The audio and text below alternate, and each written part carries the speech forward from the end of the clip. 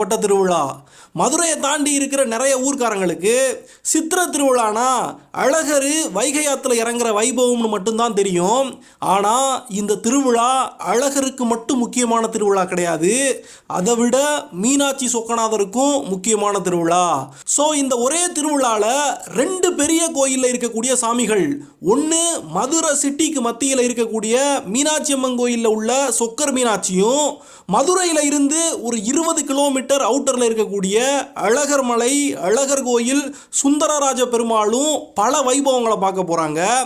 சரி, ஃபஸ்ட்டு இந்த ரெண்டு கோயிலையும் இருக்கக்கூடிய சாமிகளுக்கும் இந்த திருவிழாவில் என்ன முக்கியத்துவம் இருக்குது அப்படின்னு சொல்லி கேட்டால், இந்த சித்திர திருவிழாவில் தான் மீனாட்சி சுந்தரேஸ்வரருக்கு கல்யாணம் நடக்க போகுது. அதுதான் இந்த கோயிலில் ரொம்ப முக்கியமான ஒரு விஷயம். இந்த முழு திருவிழாவுமே அந்த ஒரு விஷயத்தை சுற்றி சுற்றி தான் நடக்கும். அடுத்து அழகருக்கு இந்த திருவிழாவில் என்ன சிறப்புன்னு சொல்லி கேட்டால்,